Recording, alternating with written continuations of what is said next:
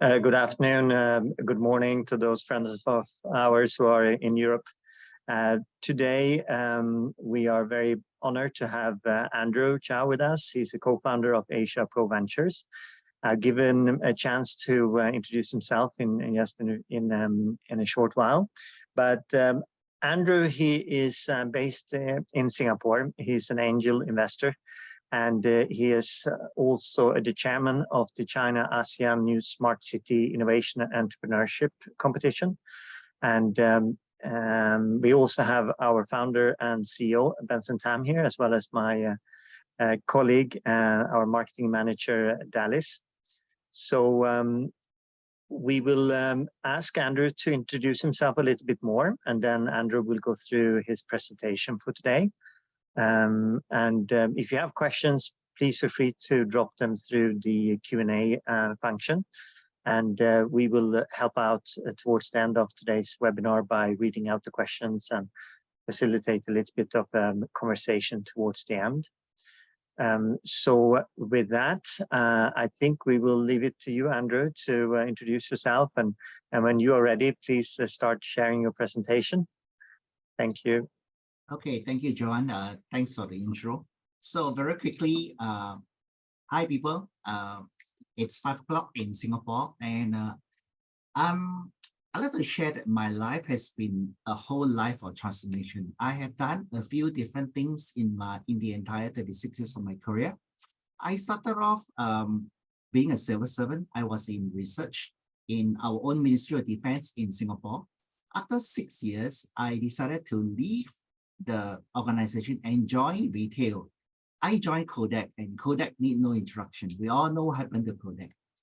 Another 6 years have passed, and I got into MICE industry. So I was doing a lot of meetings, incentive, conferences, exhibition, and I did for another 6 years. And then I became a matchmaker. Yeah, you heard it right, matchmaking. So if you Google my name on YouTube, you will find that I have been organizing a lot of mega events for the singers back in the pre-social media days. But of course, you guessed it, when social media comes along, I was out of job because nobody wants a matchmaker anymore. So I went into learning and development for 12 years. And of course, the last 3 years, I become an angel investor. So I'm in my 6th incarnation. So I just want to encourage everyone who's listening right here, right now. You know, life is so exciting. It's always a learning journey. So as much as we want to appreciate digital transformation, we have to understand that transformation is a process that even life itself we are going through. So I'm very happy to share what I have to share. It may be a bit dry to some of you. I try to balance between concepts and what I actually observe in my work, in my interaction with different stakeholders, with other angels, with other VCs, and of course, startup. So yeah, so let's get it started. So it's very, very interesting that we talk about digital transformation, digital economy interchangeably sometimes. So we are here to decide once and for all, what is what and how are they linked together. So in my talk today, I'm going to divide into 6 different components. I will talk about DT, I'll talk about digital economy, and I'll talk about how they are linked together. Of course, we can't leave out disruption. So this is, again, another abused words that people always use, but I like to be very on the ground and tell you what really concisely is disruption. And we're going to talk about the future of digital economy. And of course, if you are PE, private equity, if you are VC, startup, what is your role in digital economy? So DT, digital transformation, what is it all about really? So in essence, it is an integrated strategy to change business, how it operates fundamentally and deliver values. It is not really about just using technology. So you will read that most of the definition start off with using technology. So they focus on the word digital, but the main thrust of this whole phrase is the word transformation. It's more than that. So if it is a game of chess, it is a game of Go, right? Black and white, not just Othello anymore. It is a very complex integrated strategy to not only stay alive, but to change the way you operate, because the consumer are learning new things every day. So we got to change as fast as them, if not faster. So that's much for digital transformation. Now, why is it important? It's important because if you're a leader here today, you are building a company of the future, not just for the shareholders. And you should be focusing on the work of the future and not the future of work, because the future of work is really unknown. But there will be a lot of new jobs that will be created because we have digital transformation. So it's important also because you need to find new market. You need to create new market and not just find new market. And for the customers, you need to create new customer experience and not just customer engagement. Last but not least, leveraging technology is the deal here. It's not just using it. Digital transformation is not a cosmetic for the corporate branding. It is really getting your hands dirty and making sure that your company survive in the future. Your people has the confidence in you leading the company forward. So digital transformation really is about a company, and there are of course certain drivers, right? So you often see these 7 drivers, but what do these 7 drivers really aim to do? So if you have a strategy, you are focusing on innovation and growth. Growth not just in numbers, but growth in wisdom. Innovation not just in the product that you bring to the marketplace, but the way you hire talent, you nurture them, and you manage them. When you talk about data, you are actually going to talk about wisdom, the insights and opportunities that you can get from amassing data and of course analytics. It's about giving some form of personalization whenever customers are in contact with you. We talk about omni-channel. Now we don't talk about multi-channel, right? Omni-channel is multi-channels linked with each other. So there are so many things about these 7 drivers that will bring you the objective that you want, right? So the most, or I should say the least appreciated drivers is the human capital aspect. I think in the last 1 year or so, there are close to 250,000 people lost a job in the tech company. I think it's very important that we got to understand that when we have skills and expertise, these are very hard to duplicate even when you want to hire again. You have to nurture them. So my word of advice is don't hire more than you need to, because when you don't need them, the pain will come. And of course, in terms of culture, we need to be agile and experiment new things, right? So after we know all the key drivers and we know what are we doing, what do you think are the main challenge? So I will pick a few here to talk about. I think in terms of strategy, it's always difficult to adopt a new model. It's even more difficult to develop a lot of new revenue model. So are you able to have differentiated pricing model? Are you daring enough to adjust your workflow? Are you going to put a hammer down to tell your staff, hey, no more working from home, let's come back to office and let's meet face-to-face for better collaboration? Are we going to empower everyone to take ownership? Are we going to encourage people to fail? Are we going to create a new culture? All these are challenges, easier in the boardroom than on the ground. And when we use technology, it doesn't mean when we adopt technology, we are being digitally transformed. A case in point, I have a client, I'm not going to say who is he, and they adopt technology very, very readily. And lo and behold, they discover that marketing, sales, and customer service all have their own system and technology platform. The problem is these 3 technology doesn't talk to each other. So it's not about doing something quickly. It's also about thinking holistically. So that are the challenges of digital transformation. And we talk about IT, we talk about technology. The favorite topic will be AI, IoT. We all know what are these, but how do they actually get to work together?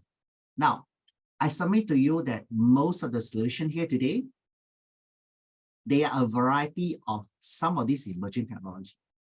So when you have a security system that monitors elderly movement in an elderly flat in Singapore, you have IoT because you have camera. You have AR and VR because you can have superimposed scenario onto the video images you just captured. You need AI to trigger off certain decision making, and definitely you need robotics to enable certain assisted living in the elderly flat. And of course, all these data are stored on cloud. So there's no one technology that stands alone. You need a multiple technology to work together. So it's difficult to say how does one technology dominates over the other technology. So there's no such thing as more popular emerging tech. It's really integrated. So emerging, it's also integrated. Now, our favorite topic today would be conversational AI. Chatbot used to be stupid, right? We always think that chatbot is so stupid. I ask him a question and he gave me an FAQ, a standard answer. I can see that it is an FAQ. Now, that may be 5 years ago, because today, AI, conversational AI is well trained. Today, we no longer talking because of ChatGPT and 4.0 just launched today, at least in Singapore. We are no longer talking about content creation, but content contextualization. So you take the same content and you contextualize it to different industry, to different job scope, and it has a different outcome. A lot of chatbots today, they are very well trained. They have a lot of reinforced learning. So it's like deep learning on steroids, right? So for example, 4.0 now, GPT 4.0 has very high level of reasoning, but slower speed. So if you want him to be smarter, you have to live with the fact that you're going to give you slower response. If you want him to be not so smart, the response will be very fast. It also changed the way how people process information. We used to search, right? This is the most used words in the last 20 years because of Google. Today, I think, at least for myself, in the last 1 month, we don't search so much. We prompt. We learn to give new prompt. We learn to give new complex command so that the result becomes curated. We no longer need to have so many result page. We just want once consolidated result from our prompting. And that changed fundamentally the way we process information. And that is why every browser should have ChatGPT, because you need a high degree of personalization. Today, there are already a lot of applications for learning that is customized to your need. All you need to do is to tell them what you want to learn, how you want to learn it, how long you want to learn it, why you want to learn it for, and they will generate a module just for you. You can finish it in 1 hour. So life is amazing because of digital transformation. One last thing I want to say before I move on is this. If you're worried about AI taking over your job, I'd like to correct you. AI will never take over your job, but AI does take over your roles. So if you have a lot of mundane tasks, even when they are cognitive in nature, they will be replaced, because you can never fight an AI for memory and for speed. You just have to go on intuition. So stop focusing on innovation so much. Start focusing on intuition for your contribution for your work. The more intuitive you are, the more valuable you will be. So digital economy, this is another big word. So what is really digital economy? So digital economy, it's about economic activity that's driven by a lot of digital technology. So it must be driven by tech. Okay, there's no two way about it. So right now, the prevalent techs that we are seeing are e-commerce, digital content creation, all right, a lot of online advertising, a lot of digital payment, maybe too many, and all form of digital innovation. So it starts from company willing to go through periods of digital transformation, and the result of collective effort, now we come up with solution that benefit the society as a whole, hence the economy. It has to be result in fast, efficient transaction. It has to reduce costs. It has to make a nation smart. It has to make a nation connected. It has to make the tech divide between the learned and the not so learned closer. So, of course, the end result is like my mom, 79 years old, right? Now she has SingPass on her phone. She has CPF app on her phone. She can access them. She's 79 years old. She just had a smartphone like 4 years ago. But even for someone like this, they are able to catch up. And that is a result of a truly digital economy. Even the person with the least knowledge is able to catch up. So while we are progressing, do not forget, digital economy must benefit everybody, not just the digital native. So we have to understand that the digital economy is a larger picture. It's a result of collective digital transformation for the betterment of everyone in the land. So why is it important? I just want to pick up a few sustainable goals in UN. It's important because real digital economy will actually solve poverty. It will remove hunger, enable people to have better health because you have more analytics. You can know your blood pressure. You can know when you're going to have a flu. You can have your cell being scanned. And maybe the next 15 years, you can foresee what kind of sickness you will have. It should result in better education because today it is learning by demand, right? You learn what you want to learn and fast. So with all these importance and application of digital economy, how can some of these goals be not realized? It has to be done fast. And I think any kind of startup here today, you're thinking of the next big thing, you have to really focus on some of these objectives, some of this end goal of humankind. Some of these end goal that UN are very, very concerned about. Your solution should achieve some of these results. If not, it is just for selected people. And when you have an application for selective people, then the usage and the mileage and the ROI is not big enough. So when we slice open digital economy like a piece of cake, you'll find a few things inside. It must be good infrastructure. So any country that has good 5G, a lot of mobile devices, and a lot of data center on demand, this is a must. So this is something that it must happen. So to see whether a digital economy is healthy, cut it open and see whether are there infrastructure in place. If it is good, go to the next one. Are there a lot of data? Are there a lot of analytics? Are there a lot of predictive and prescriptive analytics?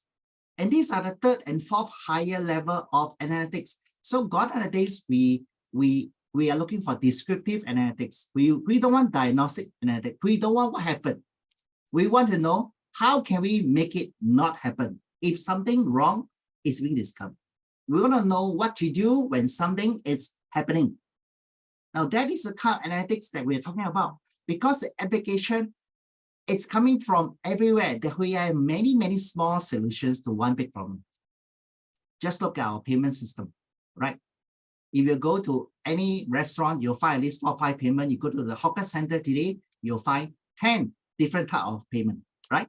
You have a Google Pay, Apple Pay, Grab Pay, whatever pay you have, you can think of, it is there. Why? Because there are many, many solutions to one problem. The biggest challenge we have is how to get the right people with the right skills and the right attitude to join our team. Because we need people to take care of development, analysis, and cybersecurity. So these are the new jobs of the future that people are going for. So during my time in 1988, right, that was like 35 years ago, we started programming and we don't know why we need to program every single line. And there's a good period in the year 2000s that nobody learned programming, but now programming is back. It's simply because a lot of personalization and customization is needed, right? So when you have infrastructure, data, application, and talent, you need to have good regulation. The government now must step in to have new laws for cybersecurity. There should be new court, new lawyers, new case, and even new punishment for digital crime. And together with government, private sector, commercial, specialists, experts, stakeholders like us, if we can collaborate, we make a lot of good friends in the marketplace. The question is, who are you going to join force with tomorrow? Because there's no real enemies today. Life is too short to have a lot of competition, right? So we need to learn to dance together. We need to find collaborators. And that's how we survive, right? So again, we need to talk about the challenges. So I think one of the main difficulties is digital inclusion. How can we get people who do not want to be online so much, who do not want to carry their phone and switch on for too long online? How do we get them on board? How do we tell them that everything that you try, that you use, contribute to improving the data, to improving the system? How can we, while we are progressing, we care about the environment, we care about wellness, we care about the amount of time we spend on TikTok, entertaining ourselves, sometimes up to 2 hours without knowing it. How can we prevent ourselves from getting sick from overconsumption of digital time? So some of the challenges are beyond us, like for example, policy making. We need to have good people lobbying for policy changes. We need to have businessmen who can give feedback to the government about digital economy. So we need people to watchdog, we need people to carry on the conversation, and we definitely need policy makers to make things happen. And these are the major challenge of digital economy. So I'm sure I don't have to tell you what is the past and what is present, but let's look at some of these things here. It's very interesting. So some of the common practice that we think that we are doing now may be very quickly belong to the past. So let me just run you through a list of things, what has been transforming us recently and even for the last few years and even for next year. E-commerce. At first, we changed the way we shop, right? So now we can deal directly with the brand and we can shop and it will be delivered to us. But today, we don't look for product look for us in the form of content creation. So how often do you watch TikTok? And actually, as you're scrolling, you're watching an ad without knowing. And you're emotionally vested onto it because these are very good content. But you wouldn't mind because they are so good, they're so well produced. They look for you and they look like a piece of content. It never happened before. So when you have online advertising that previously were disrupting experience, that is in your face, now you have a differentiated experience. You're reading a lot of sponsored posts and see that they are part of the content, right? And of course, cloud computing is being democratized. So even a startup today with just $50,000 of seed money, they can afford to buy AWS, Amazon Web Services, right? So it's democratized, right? If you want stability, you want reliability, most of the startup will go for AWS, AliCloud, whatever it is. So a lot of things that we do before are changing, and that is why it is so exciting, right? So in the past, the bank is the bank, the insurance are the insurance, okay? They don't mix, but today they mix.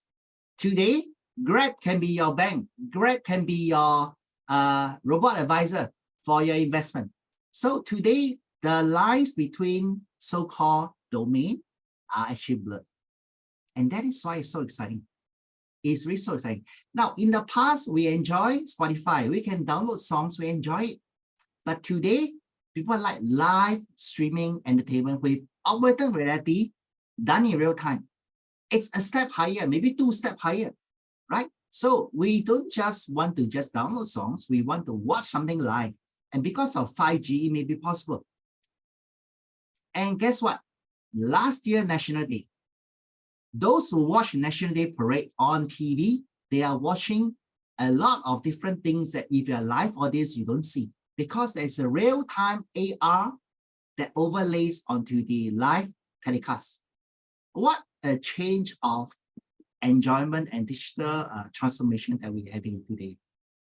You know, a lot of things are happening. We may not know it, but it's good to know because these things are happening.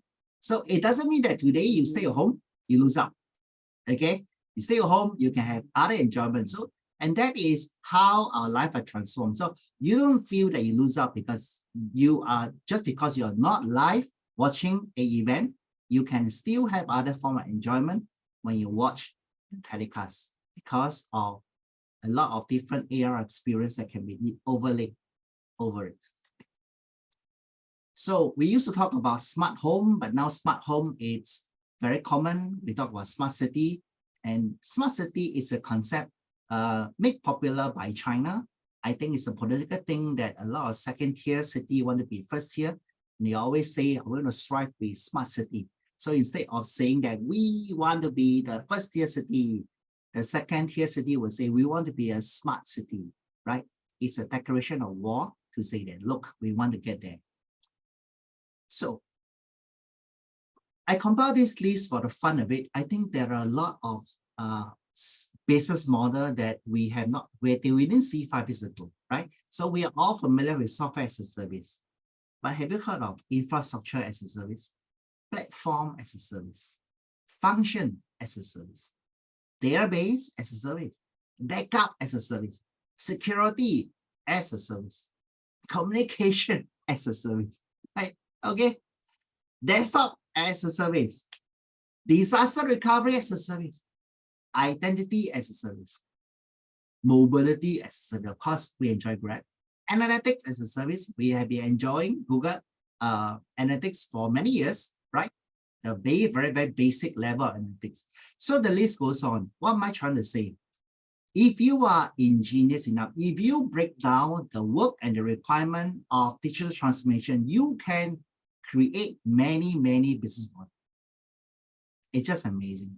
And when you're the first one to have that model, you have a lot to enjoy because you are the first one, right? You decide the rules, you decide how it should be, and the rest follow. So if you are a startup out there, I really encourage you to think about all these uncharted grounds and deep dive into how work is done today. And think about the gaps that you can see so that you can provide a solution that bridge the gap. It need not be a big gap. It can be a small gap that everyone can see.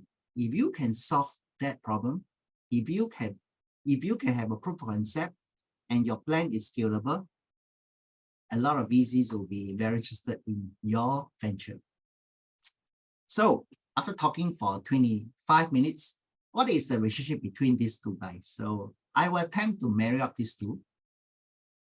I think digital transformation is a foundation where economy can be built. So digital transformation comes first in terms of all the company and individual, and then the economy get to enjoy the full works. But digital economy is the new frontier. Digital economy will always show you that there's a need. It's like an X-ray, right? There is some parts that we need to address. So how can we address that? Let's go back to digital transformation and see whether we come up with a new solution to address that problem. And of course, digital economy only thrives if there are many disruptions. And we're going to talk about that in about 5 minutes, right? We need a lot of digital transformation, a lot of digital disruption to make it happen. A disruption is not doing something cheaper, better, faster. It's to cause a shock and an earthquake among your competitors, that things are done so differently overnight. Now, COVID gave us a very good example. COVID, all of us will have to transform overnight. We were disrupted. We had no choice, right? Everything is shut down. We have to go on Zoom. We have to get used to the idea of speaking to the camera to a group of people, all right? Which you don't even know whether they're there because the camera is not on. But all these things comes with disruption. And therefore, we must think about what are the possible jobs and role of the future. So in the future, your organization may have job scope like this, may have a destination. People carrying card, they will say, I'm an idea broker. I broker ideas among departments. There may be a customer service designer, customer experience designer, which you never hear before today. Why? Because that guy acts like a customer every day. And of course, rightly so, he should be the creative director of the experience. He's the VIP creator. So, ladies and gentlemen, digital transformation enables a lot of business to embrace new models. This is the best time. When things are unstable, it's best time to try something because you can always shut it down when you don't find that it is a good fit to your organization. It's just a real estate, right? I always dream of retiring in South Africa. And when I look at the prices of the property that's dropping today, I would never invest in a property. I would just go and rent. So likewise, everything is like, buy all the service that you can. Operate your business very lean. You should be an organization with a startup mentality. I say that again. Leaders down here, you must lead your company, however big it is, with a startup mentality. A startup mentality means we are here to scale and grow fast. We can't take 7 to 10 years. We must do it in 3 to 5.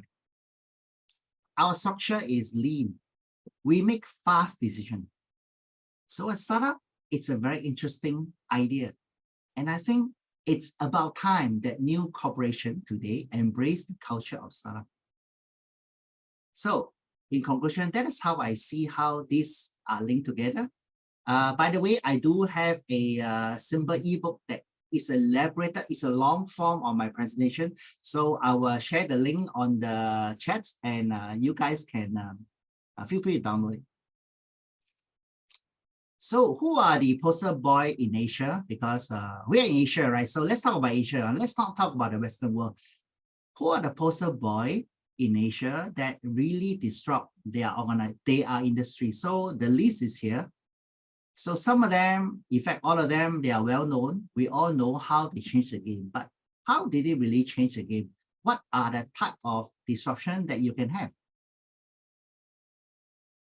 So as I say, a disruption, it's a way to upset the traditional way of doing it. So when you wake up tomorrow morning, you'll find that a lot of people, or at least one other person, is doing things differently, and everybody is going over to that side of the door and nobody's coming to your shop, right? You're in trouble, right? So what are the form of disruption?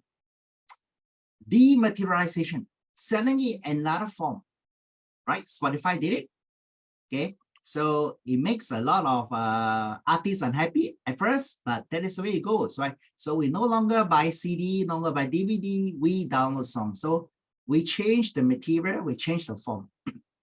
Now, this is different from a bank trying to be a digital bank and give you a PDF copy of your bank statement. That is not transformation, right? That is just another way of doing things. But basically, if it doesn't create value, it is not transformation, okay? Now, second, decentralization. So blockchain, it's a very famous example.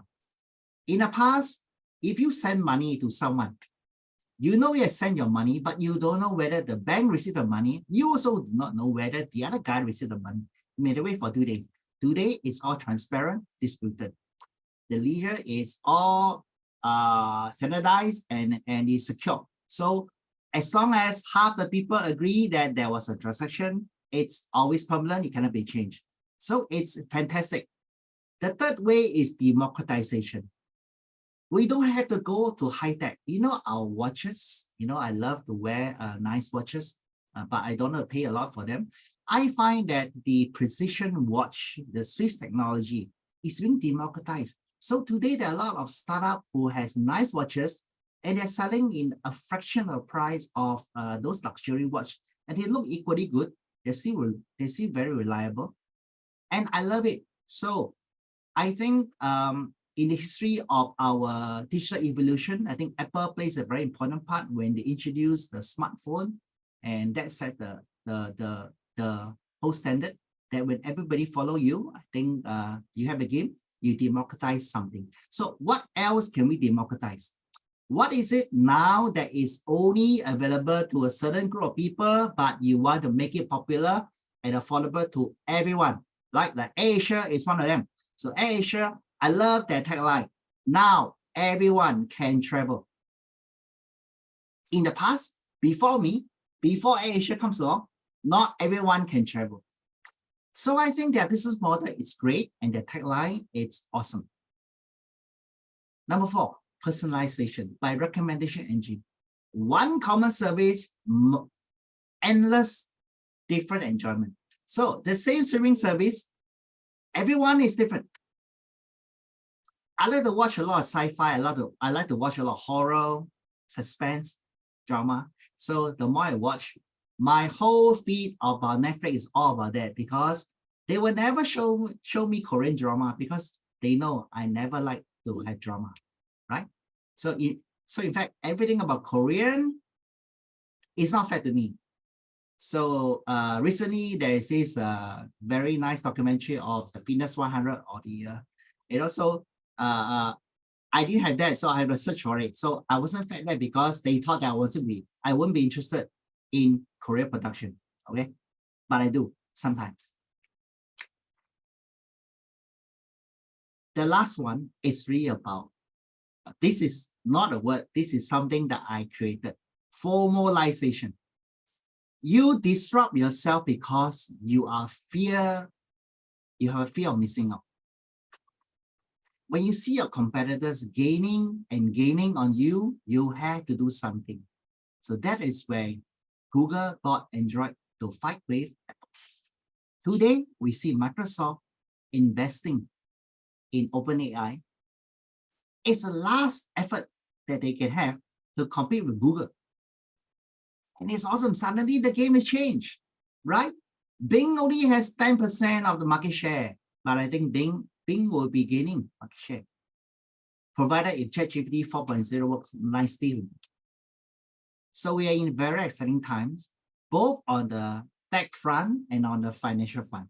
But we are seeing both fronts now having a lot of upheaval, right? We see AI, conversational AI, coming in and mess up internet for the last 4 months. We see a lot of interest rate going up and up and up to fight inflation, and then create a new problem. The financial sector is in upheaval right now. So it's very exciting. But in every calamity, in every crisis, there's always opportunity, right? So why not you look at it, ask yourself, what can I disrupt? What can I surprise everyone with by a simple solution? I don't believe that there are only 5 forms. I believe there are more. Creativity is the thing that will get us there. So maybe take a retreat, take your team, go to Bali for 2 days, 3 days, play golf, enjoy spa, and just brainstorm using traditional pen and paper, flip charts. Stop playing your iPad. Sometimes the inspiration will come, that you see the next best thing. All right. Okay, so some of you may ask me, okay, Andrew, we really want to know how we can practically come up with disruption strategy. So I come up with this 10. By no means they are like the 10 commandments, but I thought being different is something that you must do. Being bold to try new things is a must. You must be unique. When you're unique, you will make your customer feel unique. You must be rebellious enough. You must challenge the industry norm. When I was doing my dating agency, during the pre-social media days, I was already creating a portal for singles to connect. And a lot of people were telling me that online doesn't work because people like to see face-to-face. But I tried that and actually it works. I generated 10,000 database in the pre-social media days, all right? Before Facebook was Facebook, I was already having people signing up profile and adding each other, right? So too bad I didn't make my app name Tinder. If not, I'll get a lot of funding. Just kidding. We have to take initiative. We has been the first one to start calling our peers. Hey, do you want to do something together? Why not we gang up together? Maybe some of the corporate need to have corporate ventures department. Invest in startup. If you have no resources to do R&D, putting your money in the startup that does the R&D, has the energy to do it, has the vision and the passion to do it, why not go for it? Go green. Make sure that our earth is still sustainable. We need to be better storytellers. So find new distribution channel. If people can find your product and services in new channels, you will get a surprise. So I used to write books. 3 books, and usually we will work with a publisher, and the books will be in a bookstore, and the bookstore will sell to people. Of course, nowadays people do not they do not buy books anymore from the bookstore. But if I put my book on a cafe, it's different, it's surprising, but it's effective. Because when you're relaxing over a cup of coffee, you want to pick up a book. So I believe, right? Encourage self-leadership. Encourage people to decide what they need to learn. Training analysis is good, but don't do it too much, because you can't detect the interest, the learning interest of people. You must give people time to learn. You must give your staff space to learn. You need them to learn from other people, social learning.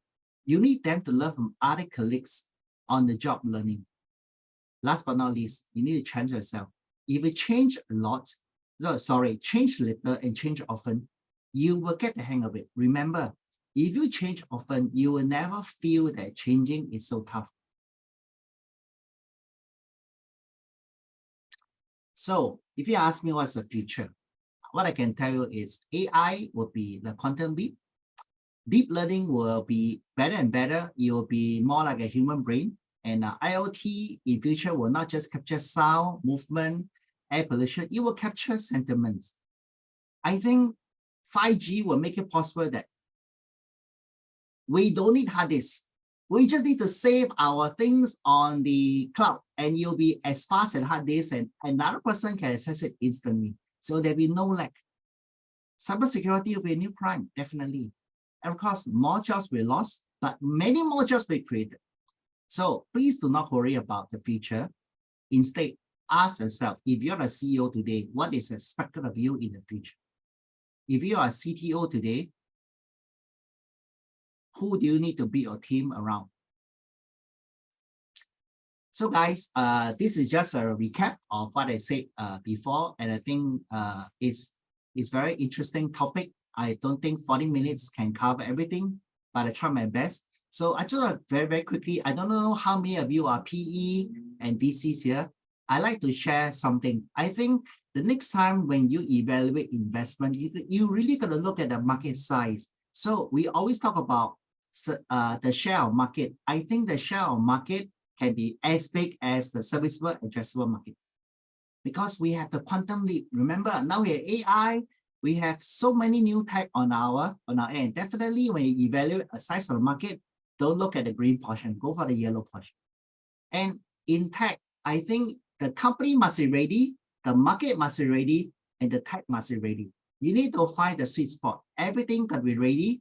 If you invest in a new tech, make sure the company is ready. Make sure the company want to use it. Sometimes technology is so advanced that the company had a hard time catching up. Right? Your business model has to be sexy, has to be viable, has to be feasible. So the business model is the thing that I want to invest in, right? It's the new way of doing it, it's the innovative way of doing it. So if you are VC, look carefully at the model. If it is a model that's been done before, it is just another way of doing things, you might not want to put your money there. And of course, look at the team. I think in future, not that I despise you, I think young people are always great. The future belongs to young people. But I think we need some of the top management in the startup to be seasoned executive in the corporate world, because you need to bring along, you need knowledge of working in an environment where you know what is the culture. You can experience managing culture disruption. You lead a big team. You need to bring a lot of this real experience to the team. We can't depend on the passion or heart, all right, to bring the startup forward. So if you're a VC, please take note of this. And of course, don't just look at market share or competitive. I think if you have small market share, but you're very competitive, you can still win. You can enlarge. It's easier to enlarge your market share than to increase your competitiveness. Right. So startup. Last part. So guys, if you're a startup here, I'd like you to think about this. You may be in love with your solution, but I want you to think about this. Are you making people get access to more technology and improve the quality of life by giving them solution? Are you giving solution to only a selective group of people? Think about this. Who can access those technology? Have you thought about training?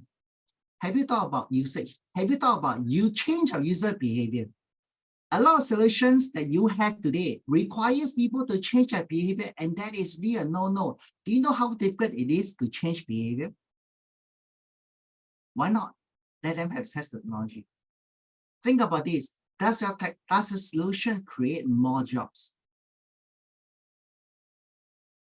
If your solutions have less job, it may be more, you may look innovative, but you're not helping the society. If you can create jobs, if you can break them down into tangible roles, tangible processes, that is awesome. So startup founders, remember, your solutions should create good jobs for people that demand new skills. And please solve real problems. Not having a sexy way to solve a very small problem. Your problem should be a global problem, not just for your country itself. Think about the environment, definitely. And of course, remember, there's always a skill gap. When you need a certain skill, you have to prepare to invest in human capital, nurture them, grow them from the inside. So my time is almost up, and I'm mindful of time, so I will stop here. Thank you, all of you, for attending, and I will be very glad to take any question. Thank you very much, Andrew. It's very, very clear to me that you have a lot of experience working with startups. And as I was reading up again on your profile, I understand you have worked with as many as 200 different early stage startups, right? Yeah, I give them like 1,000 hours of mentoring. Yeah, so you certainly know what you're talking about. Still, for us who have been around for a while and are a bit later stage, I still find a lot of the advice you have very thought-provoking. And I do think that many of these concepts and ideas that you have is things we can use as we work with our portfolio companies. I will come back a little bit later with some of my questions, but I would also like to let Benson and come in. Hi, Andrew. So I think digital transformation is already a life or death for all businesses. A lot of them don't understand it, but definitely it is the case. What do you think is the starting point that can get the whole snowball rolling down the slope, so to speak? Because it's almost like you have many points that you talked about, but there are so many points that people sometimes get confused. So what is the first step? Where do we start? What do you think? So I talk in 3 levels. If you are at the C-suite level, you need to think about data and use the right technology to process those data into intelligence. If you don't have intelligence, you can't transform. So you must be willing to make digital transformation a priority if at the top level. If at the middle level, you really need to source for good tech. You need to make sure you know the kind of data that you need. You need to look at processes because you're in the middle, right? You're in the middle. Okay. If you are in the operative level, you're the most important because you are the people that connect with all the customers. You are the guys who deliver the process. So you need to look at culture. You form the culture. I think there's also saying, right, that the corporate culture is the personality of the CEO, right? But if everybody take ownership, they can form new culture. If everybody wants to help each other and not tear each other down, they don't see inter-department as a competition, then you have new culture. So all 3 levels need to understand that we all have a role to play. There's 7 drivers. It's not for everyone. So certain drivers are for a certain level of executive. But if you are a leader here, I think you've got to decide that you want to change because you want to keep a job. All right. Keeping shareholders happy is they'll be happy if you are doing a good job. Yeah, well, I guess to summarize what you're saying is that you have to start from the leader because you're changing everything. So Yes. it has to start from the leader. Another question for you, just to make it interesting. Sure. There are two types of company. There's the big, successful corporates, and then the tiny startups. Which do you think will win in the digital transformation easier? It's easy to say startup, but startup face a lot of difficulty as well. Who do you, in your experience dealing with big corporates and tiny startups, which ultimately make it to transform? I think big is beautiful, but small is sexy. Why do I say that? I think I think bigger organization needs to be very agile. You need to be more agile than a startup. Startup is already agile. The startup need to be more strategic. So you may be small, but think like an army. So the big guys, you may be army, but you think like guerrilla. How can I have different units doing different things and they're all coordinated? So I think both will win, but I think they need to work together. So it's okay for a lot of small guys, 50 small guys to form a corporation. So now it's sexy, right? There are 50 startups, we all join hands together and then we form a very, very big group and then we get listed. Now there's the money part, I get it, right? There's the revenue part. But I think there must be synergy by coming together. Once you have synergy coming together, there is power. That itself is a great strategy. But a lot of companies come together, it's a marriage of convenience. Okay, so as long as not delivering the value and people still function independently, I think you will not survive. Very interesting, because what you're saying is that, I asked you, will David win or Goliath win? And you gave me a very innovative answer. You said David and Goliath should get married and their kids will be even smarter. Is that what you're saying?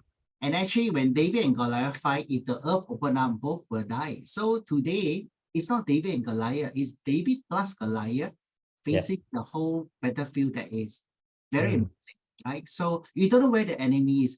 So we have a saying, right? Your competitors will never come from the same industry. It may come from another industry that you never expect.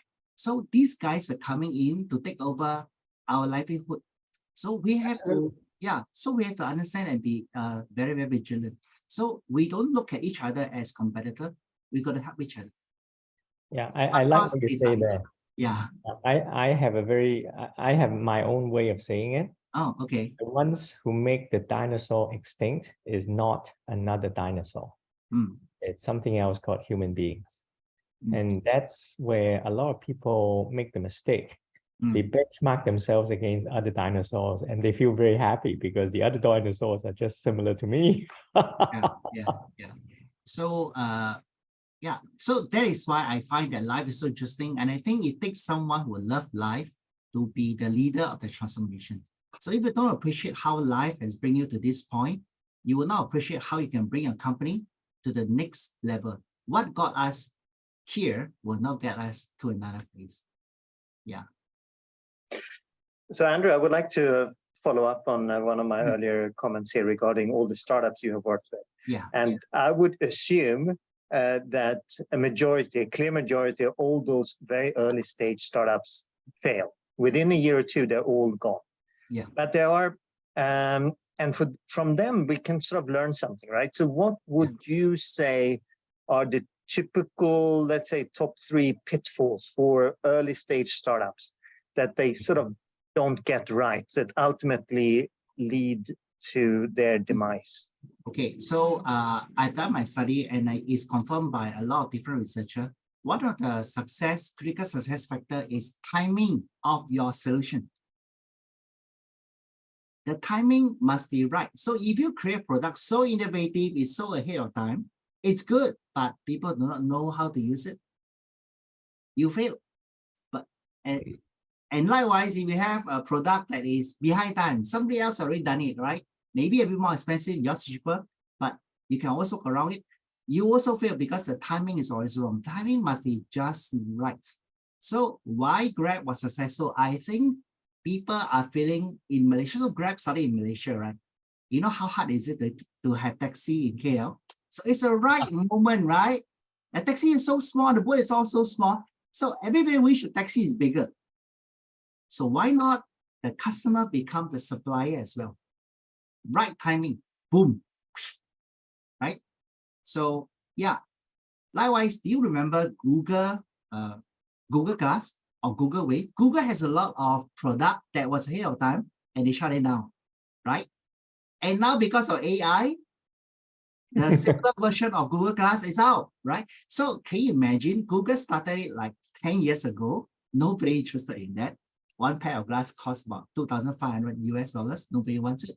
But it's amazing once you wear it, right? I can look at maybe Benson and I'm bring my eye and then out, out comes all the social media profile of Benson. And then as I talk, maybe the chat will just verify what he says. So it's awesome, right? I can do due diligence just by talking to you and looking at my glass. Ahead of time. It's really ahead of time. Yeah. So the second reason, I can't think of the third reason. The second reason is, I think the founder is very important. I think a lot of times when you talk to someone, within 5 minutes, you don't like this person. For some reason, you think it's the wrong fit. Maybe the idea is it's good, but you're not the right person to bring the idea to the world. Yep. Don't invest in. Yeah. If I like that person, I can coach him in a certain direction. Teachable, right? Not teachable, no. I absolutely echo to that, Andrew. People underestimate how important it is for a person to be likable. Yeah. Every time everybody look at Facebook and they look at like, right? Yeah. And yet, MBA schools never teach the CEO to be likable. They think I need to be efficient. They think that I need to be, a big warrior. Yeah. But they never tell them that you need to be likable, because if people don't even like you, I don't even want to listen to you. Yeah. Forget even buying from you, right? So yeah. like that. Yes. Just look at the company canteen where the CEO sits alone. Yeah. Yeah. Interesting. Yeah, it is. So that's why most of the CEO, they hire consultant just a coffee. And they never meet in office. Now I have served a few CEOs, they never want to be in office. Let's go out and talk. And the things they tell me, they never tell another person in the office. So yeah, I totally understand that. So yeah, it's very important. And I think the world is interesting with a lot of startup providing solutions. I think a lot of corporates need to give funding to the startup, because you guys may have a lot of reserve, but you may not have the resources and manpower to invest in the next best solution. If someone else has the heart to do it, finance that passion. Well, I think we should let our digital native Dallas ask her question. Yeah. Thank you, Vincent. I guess my question to you is more related to what we do in Venturous, which is smart cities. So you actually mentioned there's a lot of disruptive tech going on, but what kind of tech what are those technologies that you think will truly impact cities and also improve quality of life, like you mentioned? Yeah. So smart city and digital economy, it's not really the same. Digital economy deals with economic activity, whereas a smart city is about the living environment that that we're in. So clean air, good health, good transport, education are all smart city. Anything that make our life easier, better, right? Have more time for our families, it's all considered smart city. And I think while we are trying to adjust to smart city, the city becomes too smart, too connected, that it looks like not a place you want to live. So don't forget to put in the green, don't forget to embrace greenery into our living environment. That's something that Singapore do very well. It's absolutely take the cake. It's just scoring very high. So if you want to look at smart city, Singapore has a very good model. They even arrange the building or the direction of the building to make sure that it facilitates good airflow. Now that's a smart city, right? There's no technology involved. You just have to observe all the climate and build the house in a certain way, right?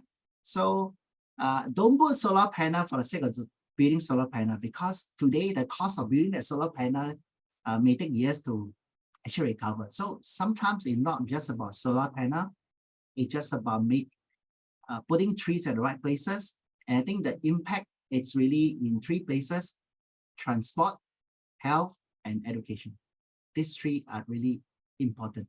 But education, I don't mean schools, I mean being informed, being accessible to technology, and the elderly people know what to do. The elderly people can always ask another elderly how to learn to use the app. I think that is good.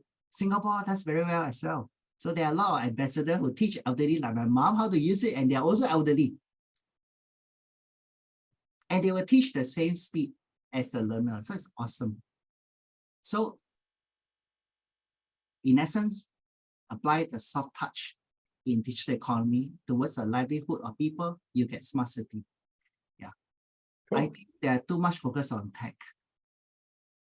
I'm not saying tech is no good, tech is good, but too much focus on tech. Yeah, I agree.